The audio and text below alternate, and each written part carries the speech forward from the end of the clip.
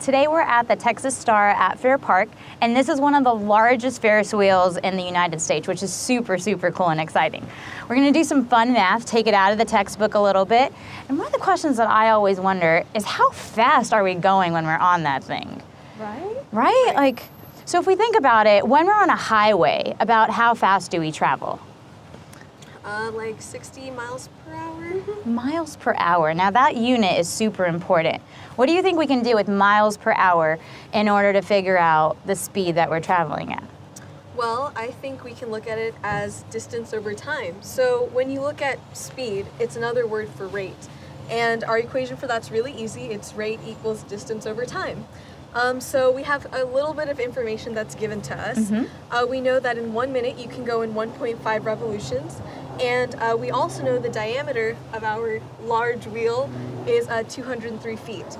So we have two parts to figure out to find out the rate. So let's start with our distance. Revolutions is kind of hard to like put into context, like how much is a revolution. So let's get that into miles, and then for time, let's get that into hours. Question for you really quickly. Yeah, go ahead. When you're talking about the distance and the revolutions, if we want to take that back and put it into something that we know as a math vocab word, what would you think of that as? Circumference. Nice, good job. Circumference, great. So that's another formula. Our circumference is 2 pi r. So if we go ahead and plug in our numbers, 2 times pi times our radius, so we know our diameter is 203 feet, so let's just divide that by 2, and we'll have 101.5 feet. So after we do this calculations, we're going to go ahead and convert feet into miles, and you end up getting 0.1207 miles. Okay, so we have the first part of our equation, distance. Now let's move on to time, which is really easy. Go back to the information we got at the beginning. We know that you can do 1 revolution in 40 seconds, so let's convert 40 seconds into hours, and we're going to go ahead and get 0.011 hours. So then let's plug it all back into our first equation.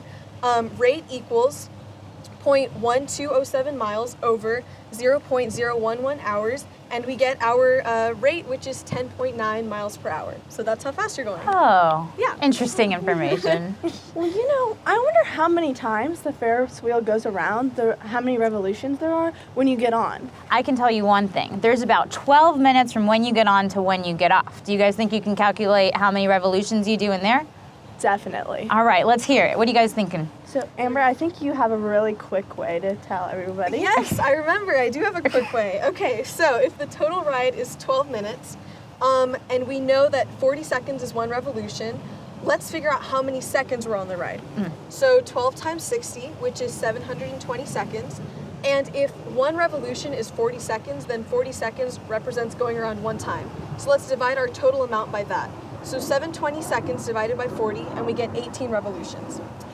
We should also take into account that you're stopping when people are getting on, so maybe it's not 18 all the way. Thank God. That would be a lot of times to go around. Just to make it easier, let's say that we're going the Me whole too. time. Do you have another way?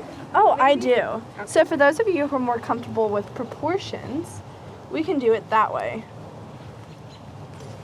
So you can set up the problem in multiple ways, is what I'm hearing. There's a lot. There is a lot. We know, to make this simple, that 1 revolution, you can go 1 revolution in 40 seconds. So if we set that to 1 revolution over 40 seconds is equal to X revolutions, because that's what we're solving for, over 60 seconds, and we can find out how many revolutions there are in 1 minute, because 1 minute is equal to 60 seconds. So you would cross multiply, and you would get 60 seconds times 1 revolution is equal to 40 seconds times X revolutions. You would divide by 40 seconds, and therefore you would get 1.5 revolutions per 1 minute. So now that we have that, we'll go into the second part of the problem. So 1.5 revolutions over 1 minute is equal to X revolutions over 12 minutes. So we're going to do the same thing, cross multiply again, and we'll get 1.5 revolutions times 12 minutes is equal to 1 minute over X revolutions, and that will give us 18 revolutions. Again. So There we both of go. you guys did an awesome job. Different ways to do the same Yes. thing. And next time you guys are out here, I hope you guys come up with your own problems to solve and help you use math in the real world around you.